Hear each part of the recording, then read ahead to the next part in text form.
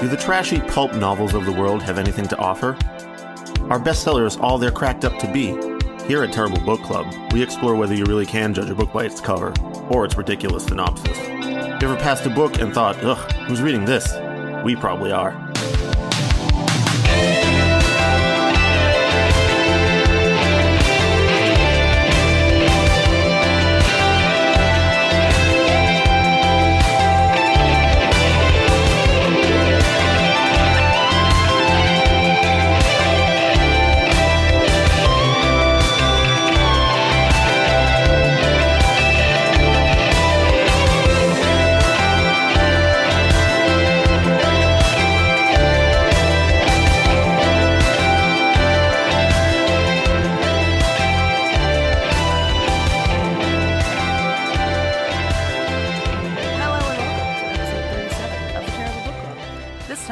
We read Lawfully Challenged, Inspirational Christian Contemporary, a K-9 Lawkeeper Romance by Ginny Sterling. A book that has a title that is disproportionately long to how short it is. I was going to say, that title might be longer than the actual book here. Yeah. But we finally found it, Paris. We finally found it. A romance book without sex in it.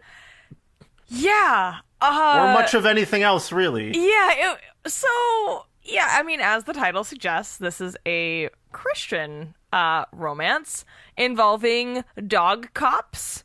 Dog cops in Texas. Or cops with dog cops. Because the dogs are also cops, which is something this book stresses heavily. Don't fuck up. They're not pets. They're fucking weapons, Chris. They are weapons. Look at my dog, machine gun. If you've ever wanted to, read a book centered around romance between officers of the law and also their friendly canine companions. Luckily, the canines aren't involved in the romance whatsoever. They're just kind of set dressing. Thank God. There's really only like one dog actually in this whole book. Yeah. Now that I'm thinking about it. Yeah, the main characters are Cindy, the human female, Enoch, Mad Dog Wesson. Enoch, please. It's Enoch. Enoch, right? No, it's Enoch. Oh yeah, it is the book of Enoch. Yeah, you're right. Okay. Enoch, which is the most unsexy name ever for a dude in a romance novel. Like, imagine trying. Yeah. Oh, Enoch. No, you knock so well on the internet. That was real bad. It's a weird name, and obviously just chosen because it has some Christian Enoch Wesson, and there was also an Officer Smith in this book, which I don't think is an accident. Smith and Wesson. Oh my God, I didn't even realize that. Wait, what's Cindy's last name? Oh, I also Lance. Her name's Lance. Yeah, I kept forgetting the main character's name throughout the entire book. I just couldn't remember that her name was Cindy. Like. It's just so. This is the most vanilla book you will ever encounter in your life. It is like it might not even have any vanilla extract in it. It's just the plain yogurt of romance novels. Yeah, no, you're right. Because actually, vanilla, even though a lot of people today consider it to be a very plain flavor, is actually quite an exotic flavor because it was something that vanilla beans don't fucking grow everywhere. It only became prevalent after. The West took over the rest of the world.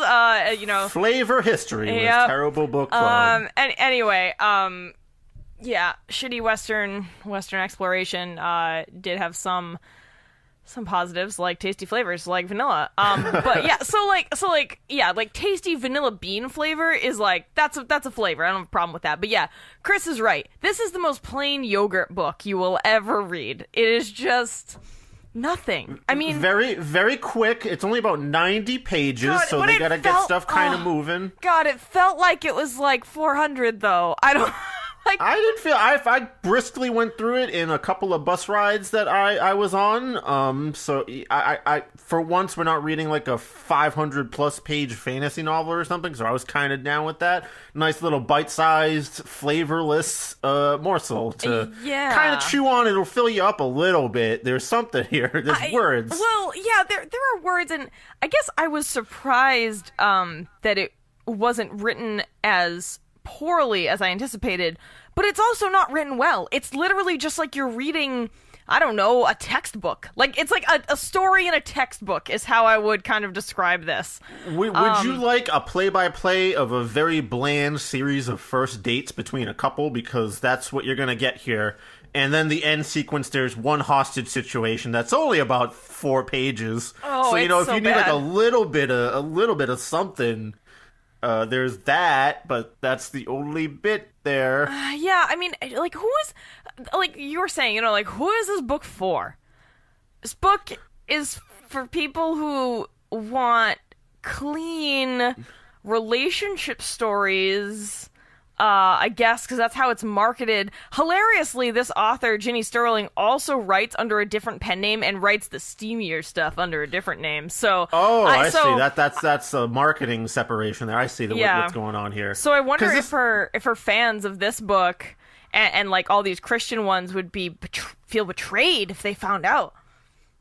Like, she's writing about dicks in that other series. I can't give her my money anymore. But let's talk about how this book actually starts, which is that Cindy is going to start her first training course as a K-9 officer. She's so excited to start that the very first line in the book is her sitting at her coffee table and saying out loud, "I am so excited."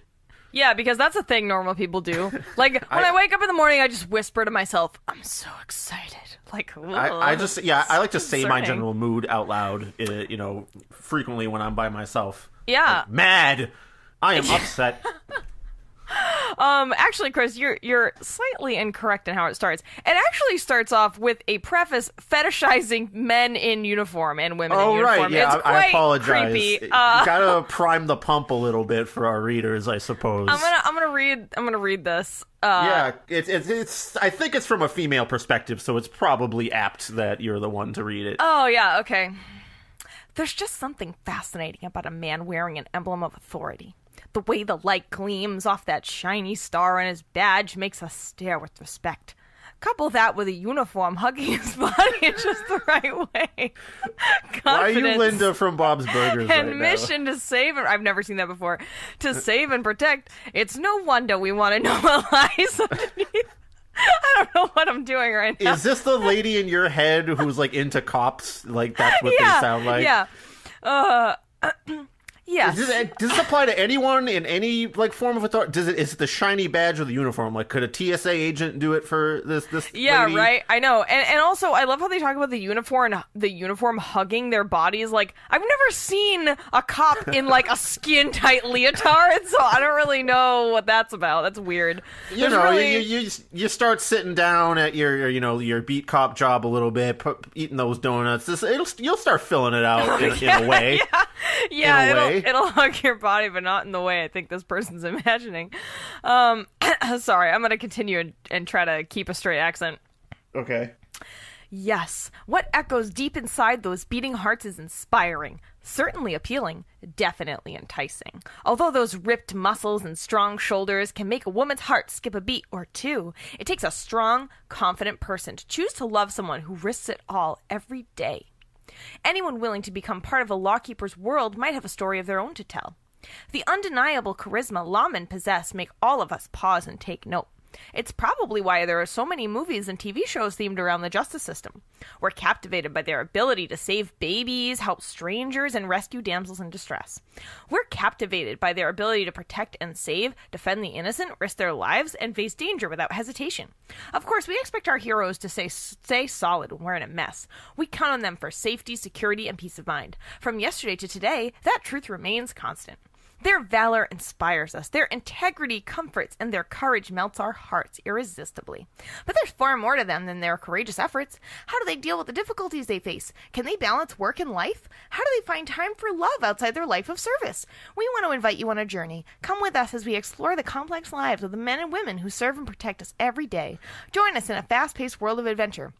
Walk into our tight-knit world of close friendships, extended family, and danger as our superheroes navigate the most treacherous path of all, the road to love.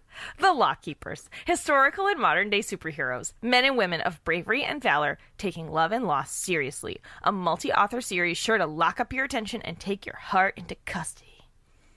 is this little preface like a way to phase people out that like don't agree with that, or is I it think like so. like I said, like a way to just kind of prime the pump for the person that's about to read? Like, yeah, they really do have rippling muscles in those uniforms. Well, it's so weird and redundant. Also, like, she just keeps saying how captivated they are by the same shit, like rescuing damsels in distress, and I mean, and also.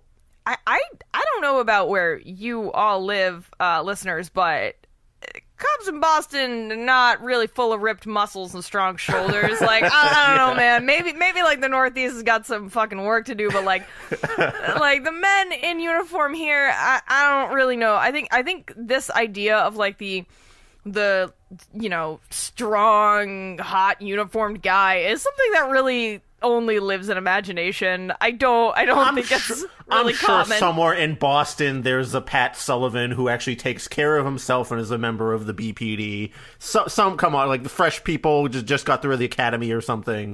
Yeah, I mean, and I'm not trying to be disparaging and saying that like all cops are in horrible shape. It's just that they're more like just kind of regular people, I guess. I'm not saying that they're like monstrously obese or disgusting. It's just that they're not remarkable physically.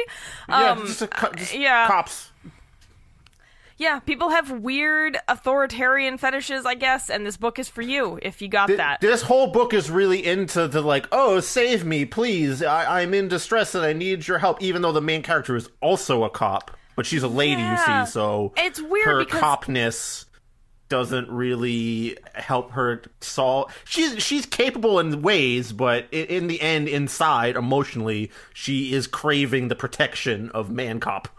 Yeah, it's so basically the status of female trumps the status of being cop. Like, that's kind of how this book goes. And it's weird because the main character, Cindy Lance, talks all the time about how, like, oh, she's a strong, independent woman and she's a healthy size. She's not a skinny little stick and she can take care of herself and... but then that all just is clearly superficial and gets washed away when she sits there... and, like, basically almost pisses herself during the first, like, real K-9 cop encounter she has. And she just is like, oh, I need Enoch to fucking snuggle me and shit. Like, I don't know. It's just really dumb. But anyway. So right at the top, let's get back. She's so excited that she's sitting at her table and she goes, I'm so excited. And then she leaves the house and she goes to her training session for the first time where she meets Enoch Wesson. No, Chris, you forgot that she went to Starbucks where she turned to her left slightly and saw you also at Starbucks reading this book. Oh, yeah, I forgot. As I was reading this book, a couple of things happened where, like, it started off at a Starbucks and I started reading it in a Starbucks. And then later on, she's, like, on a hiking trail or something, and I, excuse me, was going through a hiking trail that weekend. Does that happen, or am I misremembering? No, I think you're thinking of when they're looking for the little girl at the end. Yes, it does happen. Oh, yeah. There's that. And there's another thing where they end up where, like, it was similar to where I was reading. I forget exactly, but I'm sure when I'm going through the notes later, I'll remember it. But there was a couple of times where the setting in which I was reading the book was the setting of the book, and I kept expecting to turn left and see a very Christian K-9 cop or something. Like, the Terrible Book Club was finally encroaching into my reality.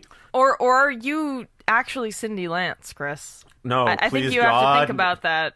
I'm pretty sure I'm not.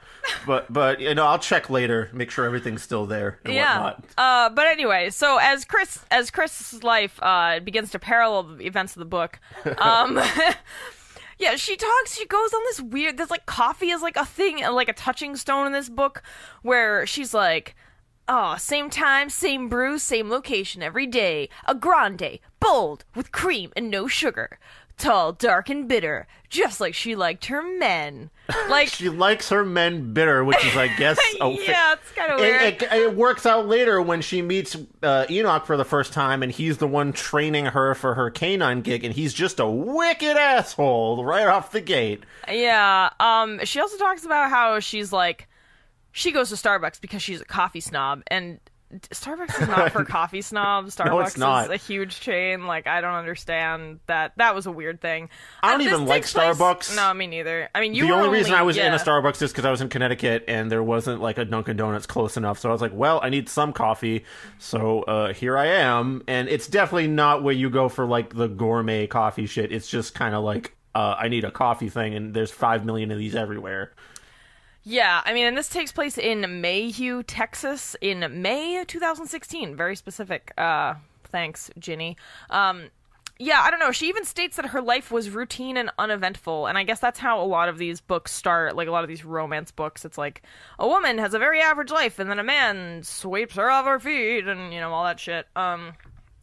She, I don't know. Yeah, she talks about, like, she's not a scrawny chick, and she's not a wimp, and she could hand those men their delicate heinies if she ever had to subdue them, and hand them their man card, because they're sexist snobs. Like, what? This is how the book opens. She immediately turns it around. She calls like, oh, those sexist snobs getting in the way of my career advancement, but then I could beat them up and hand them their man card, which is basically a sexist idea anyway, of there being masculinity that can be revoked based on your ability to, I don't know, fight a girl or drink a certain type of drink or eat certain types of things. So if you're into like real heteronormative, shitty Western gender roles, like, this book's for you, I guess. It's all that. It's basically a lot of things that I hate just rolled into 90 pages.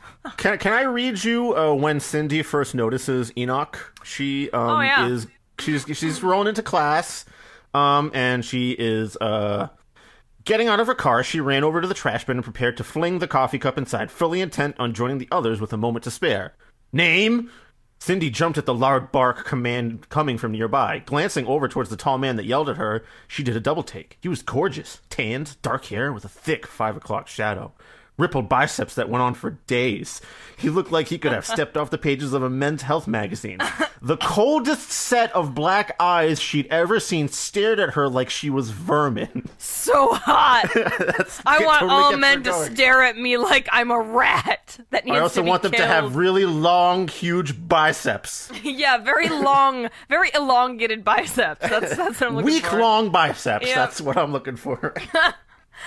Yeah, that's kind of weird. Yeah, this whole book has kind of a, like, Dom sub-vibe to it, because it's, like I said, you know, very, like, you know, your regular-ass garden variety gender roles, where the man is the big, strong one, and the woman is the little one that needs love and attention.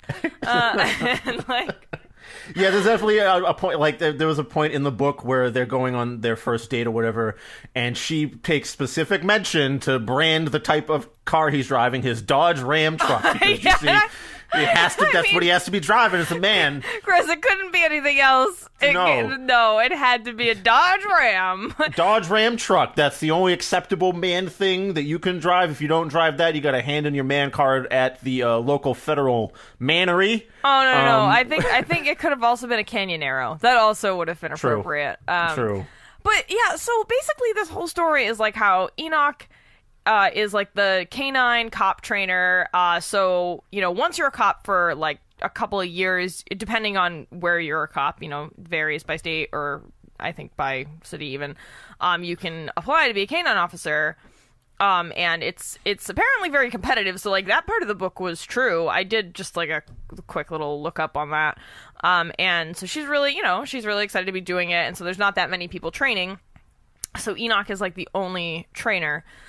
And he gets profiles of everyone before they get to their first session so he can choose a dog for them.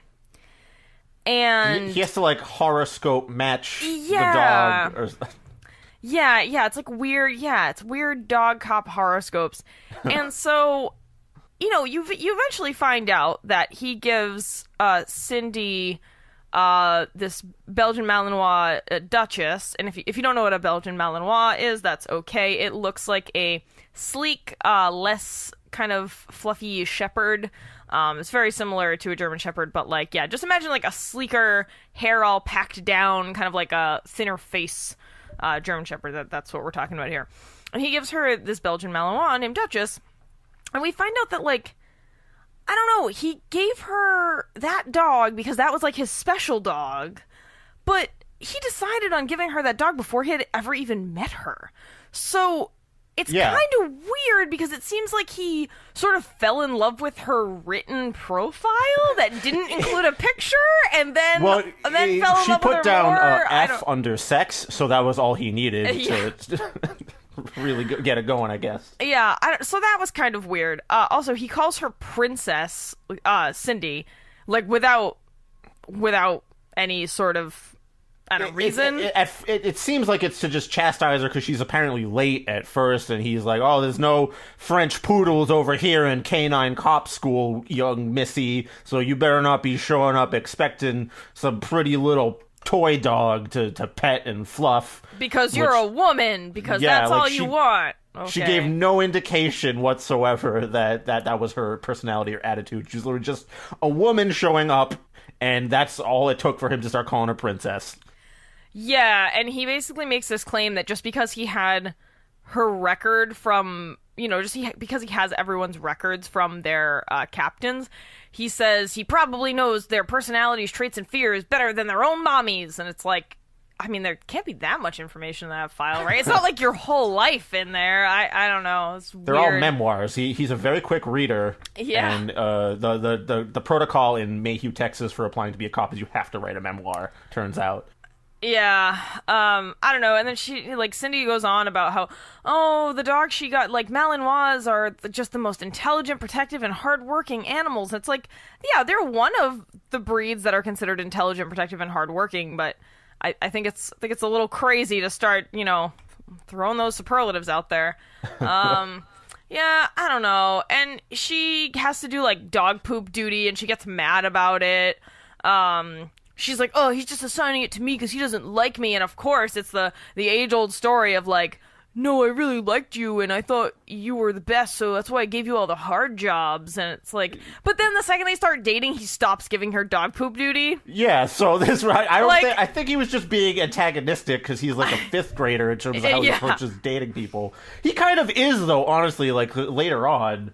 I forget how they start flirting. Even aren't they just alone in an office once, and they just start kind of. Oh, it's because he says something that alludes to Duchess being unruly or something, and she's like, "You're not talking about the dog, are you?"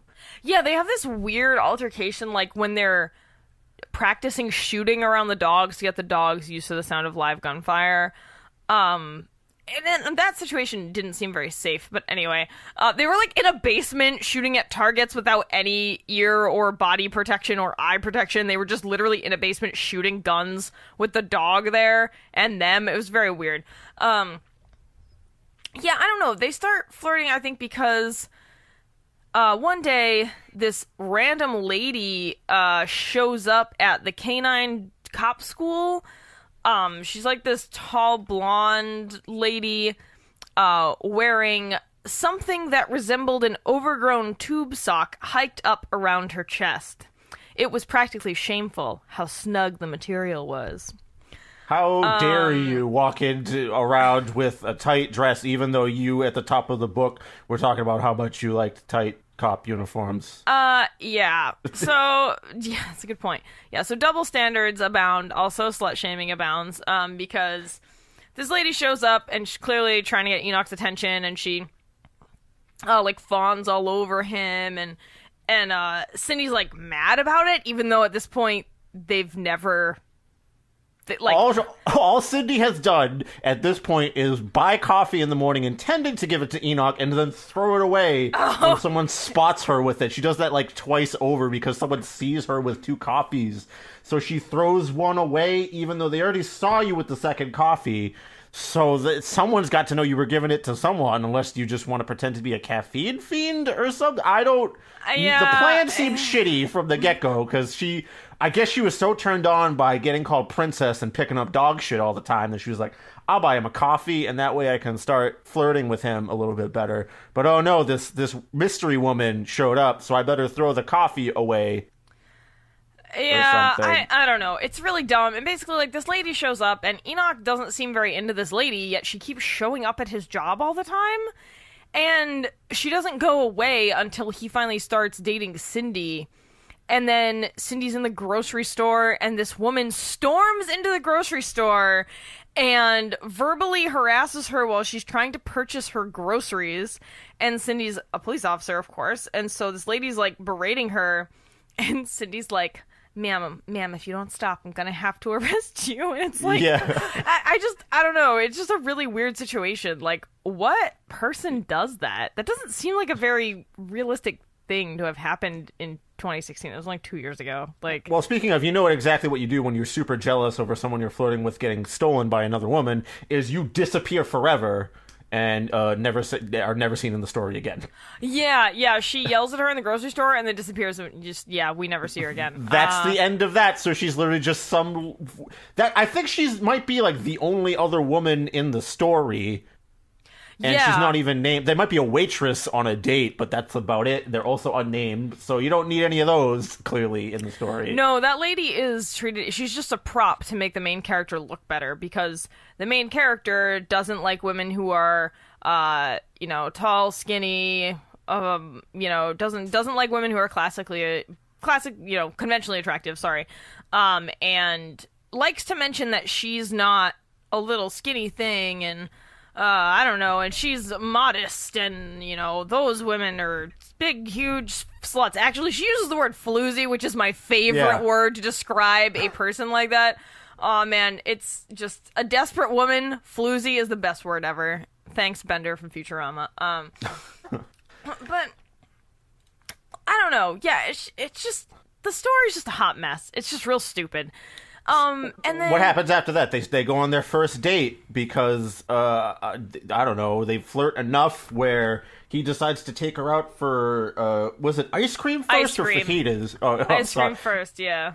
Ice cream first, and then later they go on a fajita date. You see. By the way, as soon as they go, like they get in the car on the first date to go for ice cream, she's of course in a dress and very feminine. Like, the car door shuts, and, like, they're all smiling at each other, and Enoch goes, "Are we a thing?" Like, immediately, you haven't even gone on the date. Or I think that was the second date, but, maybe they hadn't even, I don't know. It was really weird, how, like, quickly their relationship moved, and in terms of them wanting to define it more than, it's not like they did anything, it's just that they were so excited to, like, define it as a thing. Apparently. Well, yeah, this is a Christian book, Chris. I'm honestly surprised that we even got an extramarital kiss in this one. Like, I was shocked when there was kissing in this book. But that's about it. Oh, yeah, that's all you get. Happens. So if you're looking for more than that out of this book, you'll be sorely disappointed. Oh, also, there's the weird time where she's changing for their date and he, like, follows her into the women's restroom. Yeah, what was that about? I don't know if you remember that, but I made a note about it because I was like... That's creepy and weird. I don't even think he had like a reason to be in there. No, he did not, and that's why I made a note of it because it was really strange. Yeah, I don't know. He's like, he calls her flighty, and she's like, she had never been called flighty in her life. Daydreamer? Yes. Unorganized? Of course. But flighty? And I was like, that's kind of the definition, dude. Like, you're sorry. I don't know how she's a cop when... Like, every time she even looks at Enoch or is in the same room with him, her knees go weak or her heart stops or, like... She has a severe heart arrhythmia. Anytime she looks at this dude, it skips a beat or two or it stops or something, which would probably be very distressing if everything... Yeah, like, her knees buckle, her arms fall down, like, her body is just crumbling. Have we found another interdimensional demon trying to take women's souls? I think that's what happened. The mad... with his black eyes that he looks at you as if he's vermin. Yeah, there you go. Do some people think romance is like some kind of parasitic takeover or something? Like, is that how they interpret it? They kind of do, though, don't they? Because, like, they always talk about falling in love, that they're my everything. It's all I care about. Is that what some people think of love is? Yes. Did I just finally put the pieces together here? I mean, I'm pretty sure you've known that for a while, but yeah, it's pretty ridiculous. There's also Christian elbow cupping on the first date. You don't even want to hold hands. What is elbow cupping? Someone help me out here. What is elbow cupping? He cups her elbow a little bit. I don't think it's on, like, the outside. I think he's talking about, like, you know, taking someone by, like, the elbow pit from the inside and kind of leading them that way. But I still wouldn't describe it as, like, cupping an elbow. I just described it as, like, taking an arm or something. Yeah, like, cupping an elbow. That phrase really, really mystified me. And I was trying to imagine it, like, I actually looked down at my arm and, like, put my hand on my elbow. Because I was like, what? Like, I was like, I don't understand. Did you think it was like the outside kind of thing, where you just kind of like fold over? You can't really like grip someone that way or anything. You're just gonna get like a little loose skin or whatever. Yeah, so then this led to me just like lifting my arm up and down while I was holding it because I couldn't understand what was going on. I was so confused. Were you in public with this? Or were you... No, I think I was home. So they're on their first date, and there's another thing. Not to cut you off here, but I really want to get to this. Probably my favorite paragraph in the whole thing, which is severe ice cream order insecurity.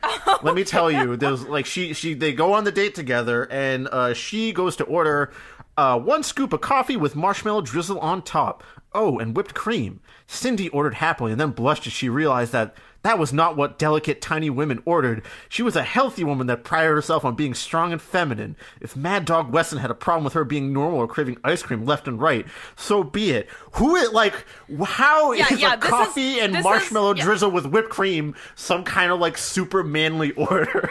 No, she's saying, like, oh, you know, a woman should watch, you know, what she eats more, so how dare she get toppings and whipped cream. She got a single scoop of fucking ice cream. Like, Jesus. With a marshmallow drizzle, which I don't understand. Is that, like, you take pieces of marshmallow instead of... You can't have one whole marshmallow because that's too manly. Oh, no. No, you've never been to an ice cream place that has, like, liquid marshmallow topping? No. Oh, yeah, it's a thing. Okay, well... Yeah. But anyway, yeah, I mean, that also, I just want to say that combination sounds fucking nasty, so no thanks. But I can't eat marshmallow dripping any marshmallow drippings. What is a very manly, I guess, ice cream order? Is I want vanilla. I want Dodge Ram truck flavor with gunpowder topping. And NFL Sports Magazine shredded on top a little bit, please. Can I get the tire treads with Patriot sprinkles, please? Yeah, and it's again, so just like the woman, that other woman who doesn't even have a name, was a prop to show you like how regular and modest Cindy was. The ice cream thing is also like this weird set dressing to kind of show you like, oh, she's a real woman and she's not skinny. She eats whatever she wants, and I don't know. It's still weird because she and Enoch had never had a conversation about it. You know, when in that quote you read, where she's like, "And if Enoch Weston had a problem with it, I'm gonna give him." It's like, what? He never said anything about it. Like, what the fuck? He's like a wicked dickhead, sure, but like, it's not like he never says anything about her like orders or food or anything. Yeah, I don't know. I just want to talk about it was like right before the ice cream date. The author uses the phrase, you practically unloaded on me several times, and I just like couldn't handle it because she used Everyone's unloading on each other all the time, which is, you know, with the gun scenes in the book is probably a little bit yeah, I guess that's not the best metaphor, is what I'm saying. Yeah, it sounds like they're sexual or violent. It's very weird. And then there's some other like weird choice lines. One of them is, do you have any hobbies you like? As opposed to hobbies I don't like? Like, I don't understand. Counterpoint, Paris. What are we doing right now? Shut up. I'm just saying. Hey, this is a hobby I enjoy, even if it involves reading things that I don't enjoy. It's very strange. It is strange. Yeah. There's probably a German word for what we do. Sure. As there are. I guess it's kind of like Schadenfreude, or Schadenfreude? I can't. Schadenfreude. Yeah, shooty fruits. Shooty fruit, yeah. All right, so they're on their date, and he immediately wants to know when the second date is happening, which is fajitas this time around. So it's a little spicier, you see. Oh, also in this, I also found it weird that in this town you can just take your dog into the grocery store. It's not really a thing. I don't know if that's so weird. I've definitely seen a dog or two at a grocery store, but not often. Oh, but they're not supposed to be, is my point. Like, only if they're service dogs, yeah. Oh, all right. Anything with food, like, generally you're not supposed. Although, I don't know, maybe Texas. Oh, Texas is a different state, and it's significantly weirder than Mass, so I don't know. Oh yeah, I don't know. There's like all these weird little details in the story. Like, I guess, it's May in Texas, so it's probably pretty hot. And she talks about, like, how she's gonna take a bath and eat ice cream. And then she bought a blow-up pool for her and the dog. But she bought a blow-up pool, and she was like, yeah, I got it for her, even though I know she's gonna tear it up. And I was like, why didn't you just get one of the hard-sided plastic ones? Like, why? Like, what? It's just stupid shit like that bothered me. I was like... And she was like, it would serve its purpose and then be disposed of. Like, no, not if you were smart and just bought one that wasn't inflatable. Like, I don't... So what about when she feels a surge of exhilaration knowing that she was more than just another girl in his life because he just, like, decided to go on a second date with her or something? Yes. The second date, I mean, that's when you propose marriage, right? Like, yeah, I guess, like, he took her out for ice cream and he wants to see her again for fajitas. She's definitely not like any other girl in his life, you see. Yeah, definitely not like that last floozy. Yeah, you're so different. Another kind of choice line here is, a soft smile curled his lip and she could see his thawing expression. She'd been right. He'd had his feelings hurt by her dismissal earlier. He was protecting himself by being hard, angry, and rude. Which you had a note about, like, men always protecting themselves with their own erect penises as defense, which was a hilarious image. Yep. Yeah, I mean, that's how men defend themselves, right? Like, yeah, I know every time I am in danger, I get a sudden boner. Yeah, and it's really brandish it about. It's a defense boner. It keeps you, at least 6 inches away from, something that's gonna hurt you. So you're being too kind, Pet. No, I'm sorry. Jokes. Hey, man, that's the average. Yeah. But, I don't know, like, something else that's weird is, she says, so this is, like, after her altercation with the lady in the grocery store, where the lady's like, you took my man, like, but, like, right when the Jerry Springer episode's over in the grocery store, basically, she writes that she wanted that bath, ice cream, and perhaps a good cry at the confusion her soul felt. Like, they hadn't even gone on a date yet. I don't understand. If you're that emotionally distraught before the relationship even starts, it's probably not a great sign. Yeah, and also, how are you a police officer if, like, you can't even handle... Yeah, I don't know. It's very strange. And then he has her dog attack her, with a sleeve on, of course, to prove a point. And she's so mad about it for the rest of the fucking book, and it's hilarious. Yeah, I figured that would be part of, like, normal dog training. He does kind of spring it on her because, like, she questioned him a little bit or something, and he's like, all right, put the sleeve on. Let's go, or something. Yeah, I almost feel like that's something that wouldn't happen. Like, I don't know that they would make your own dog attack you during a training. It seems a little counterintuitive. I don't know. They definitely, like, tase you when they give you a taser. I think that's a thing in some police departments. Wait, so maybe what? they do the same with a dog. You? What? They definitely don't make you shoot yourself when they give you a gun. So I don't know if that translates. All right, now hold still. All right, where do you want this bullet to go? Choose wisely. Wait, so when they give you a baton, you have to get, like, beaten down with a baton, too? That's how it works in my head. It's like every weapon they give you, you have to test it on yourself first. I don't know. There's just, like, these really... Oh, God. There's, like, these really lame lines, like, this puppy mommy could use a big whopping beer right now instead of ice cream, but since I don't drink and Duchess sure doesn't, it will have to do. Why could you use a beer if you don't drink, though? Dude, this is like... All right. If anyone's ever watched The Simpsons out there, this is like watching Ned Flanders go on a series of dates. Like, it's really just not exciting and really lame. And then, I don't know, there's just some lines that I feel like she should have used better word choices. Here's what they say to each other after their first kiss. Oh, no. Instead, her fingers threaded into his hair, holding his head to hers as she is deep in the kiss. The sweetness of the caramel combined with the taste of his lips was incredibly heady and exhilarating. It must have been the same for him, because he broke the kiss and rested his forehead on hers, trying to catch his breath. Mercy, that was nice. Jiminy Christmas, she breathed. Wow, Jiminy Willikers, that sure was a good kiss, Mr. Sir. Yeah, that's... My God, I would kind of love to see that actually play out in real life, because I don't think human beings act like that. If you, like, had your first kiss with your boyfriend, and he pulled back and he goes, mercy, that was nice, would you kiss him again?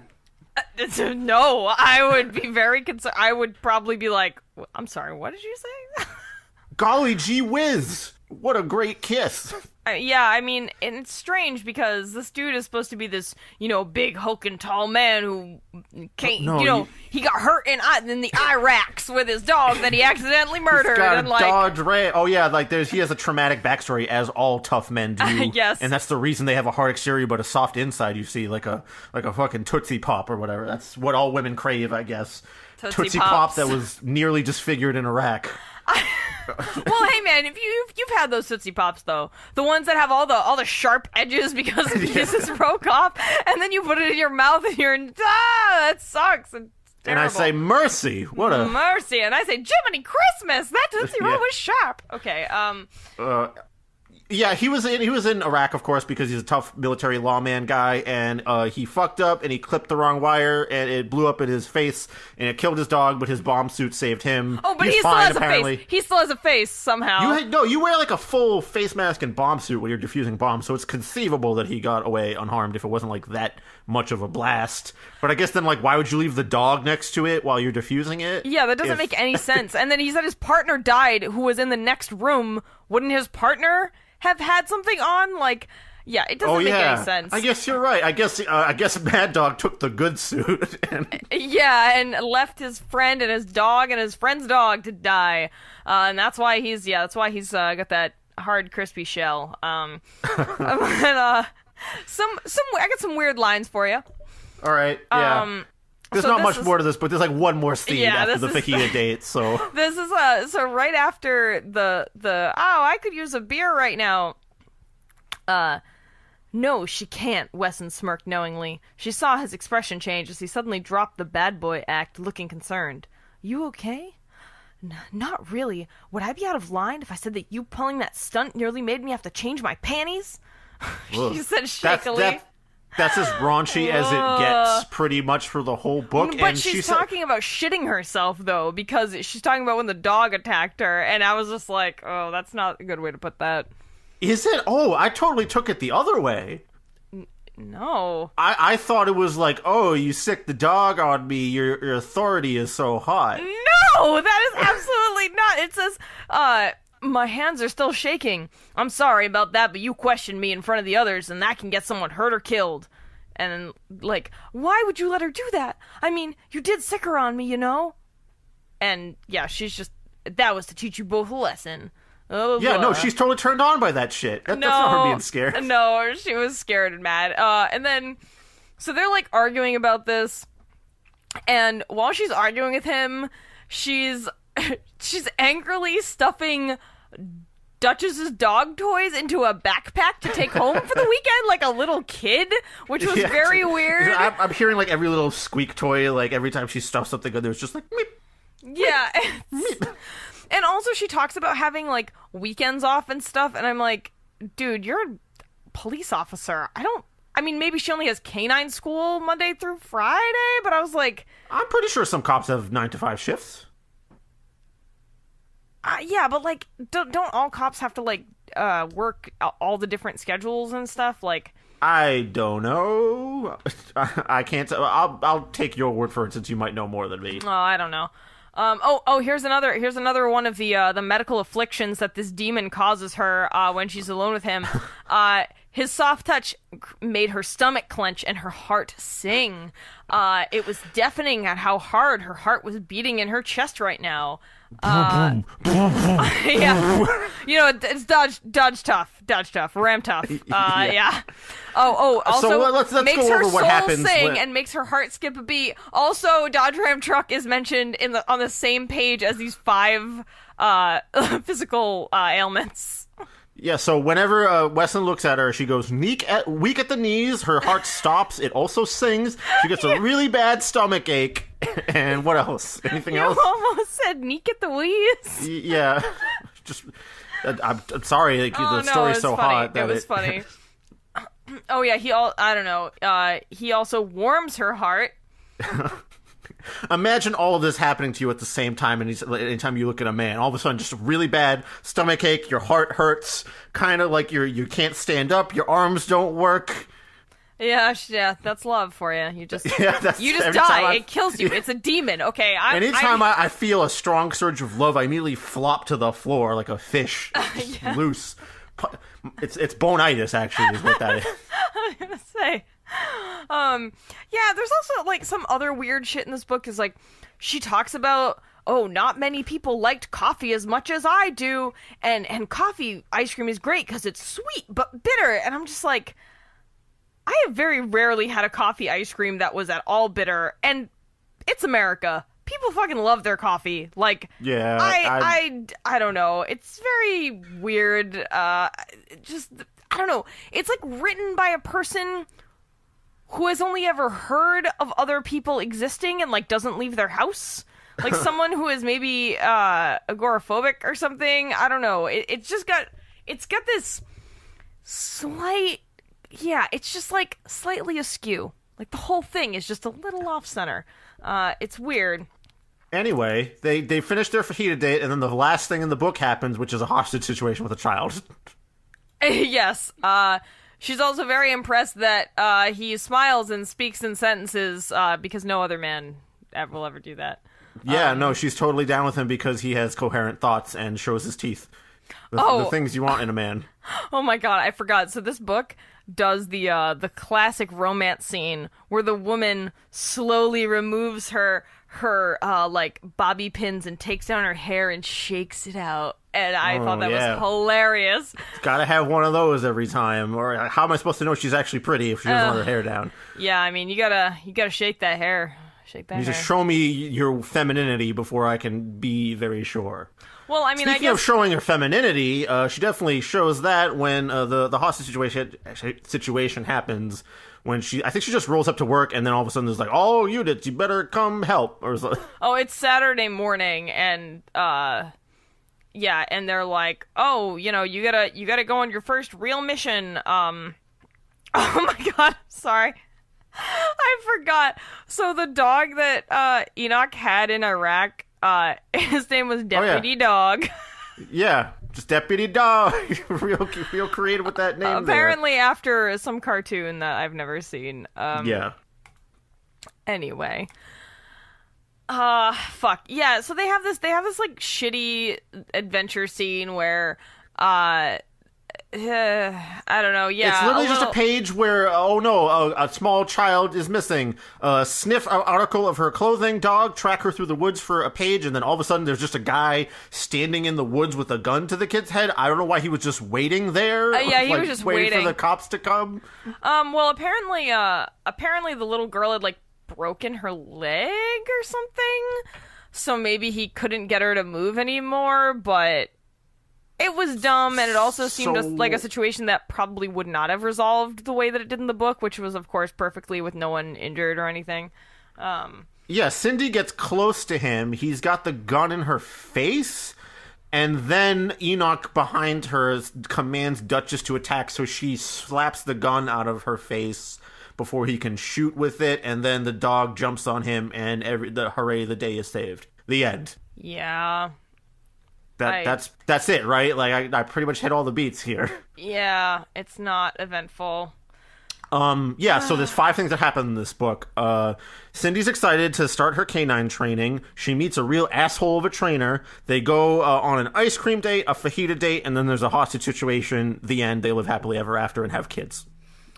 Yep. Also, during the hostage situation, she basically loses her shit and was so scared. She's never been that scared in her life. And I'm like, you've been a cop for a couple years now. Like, has nothing happened until this day?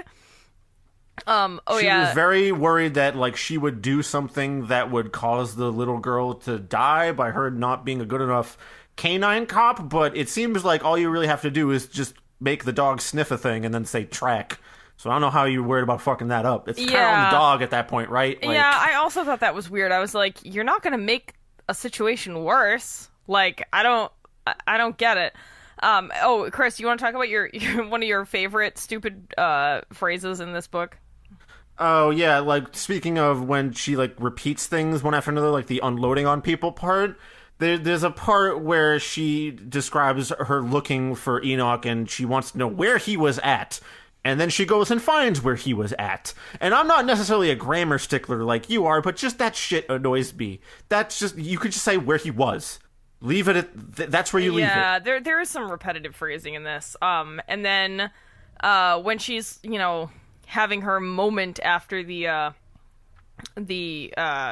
they, subdue this attacker, I have a job to do, so my mental freakout will have to wait. And then Enoch is like, mental freakout? I like that term. What? Oh, yeah. What? Like, he's never heard of anyone having a mental breakdown or a freakout or something, or he just never heard those two words together, and he's like, whoa, cool. Where'd you pick up that cool slang? Is that what the kids say? Yeah, that was weird. And of course she's like, on TV because of the, thing. The hostage situation. She calls him Puppykins as a cute pet name. Oh, yeah. Eventually Princess turns around into being a cute thing. She realizes he was calling her that because he liked her, not because he was being a condescending prick, which is 100% how he was saying it when he first met her. So yeah, I know. And then the epilogue is just, what is it, like 3 years later, they like had twins and got married and everything is great. Yeah, he's such a good man, you see. Yay. I mean, I guess it's nice because my main criticism of the book was going to be like, why is every romance novel like the start of a relationship? Like, you can't find any romantic beats over the course of a relationship or conflicts through that to talk about. Yeah, why is it always the wind up? I want a romance novel that starts 9 years into a relationship and they're both fucking sick of each other and yelling at each other about doing dishes. That's what I want. Yeah, I would rather read something like that, to be honest with you. Yeah. And also, if you want to read this exact same book again, there's also Lawfully Wild, a contemporary Christian romance, the Lawkeeper series about a girl and a guy and a German Shepherd dog, K-9 dog. Can I say dog. that Lawfully Wild sounds like the most, like, vanilla, strict, like, let's have fun now, gentlemen, but let's not get too crazy. Like, yeah. I'm gonna get wild. I'm gonna have a second scoop of coffee ice cream. Yeah, the book we read was called Lawfully Challenged, Inspirational Christian Contemporary, a K-9 Lawkeeper Romance. And this one is called Lawfully Wild, Inspirational Christian Contemporary, a K-9 Lawkeeper Romance. And the covers are even extremely similar. The covers on these things, all right, this lady, like, just churns these out, like, I don't know, constantly, and sells them for $1 on Kindle. So, the covers are just... like, it's almost like the story, it's slightly askew. Like, you look at it and you're like, you don't immediately think that's the worst thing you've ever seen, but the longer you look at it, the more questions you have. Almost every cover has a dude in a cowboy hat, even though I don't think all of them are cowboys.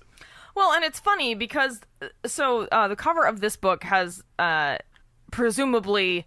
Cindy and Enoch, even though it's just two stock models sitting next to each other and smiling and looking off into the distance, but they're in a photo studio and not in a real place. You can tell the background doesn't look real.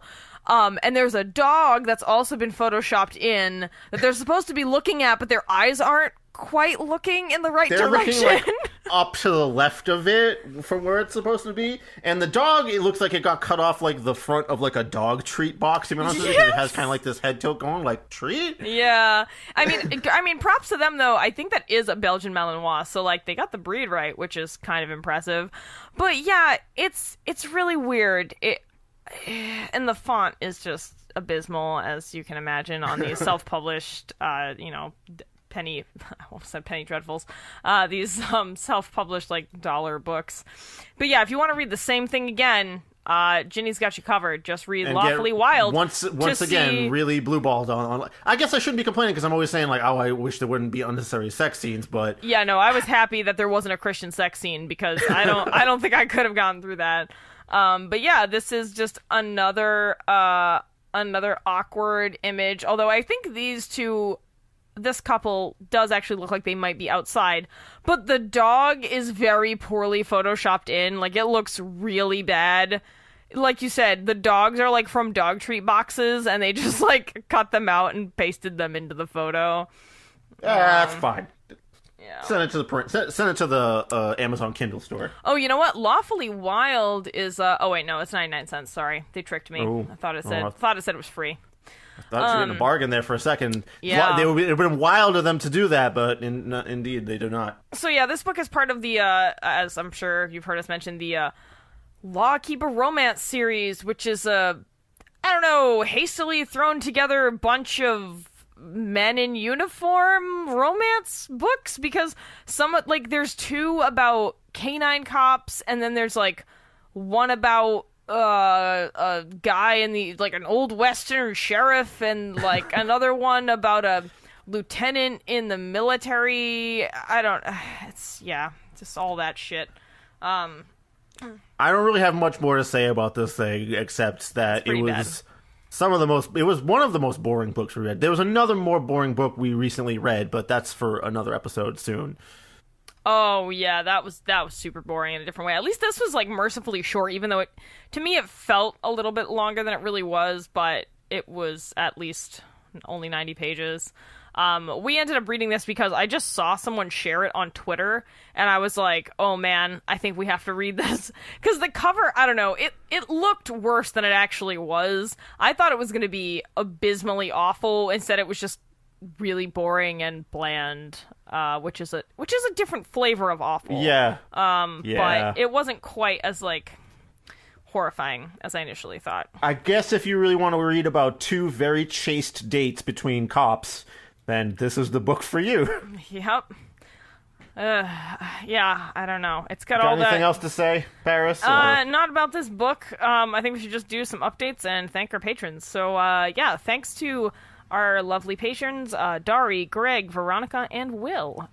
Some updates. So, like many other podcasts, we are up for the 2018 Podcast Awards. So vote for us in the arts category and also the People's Choice category if you give a shit. Where can you find that?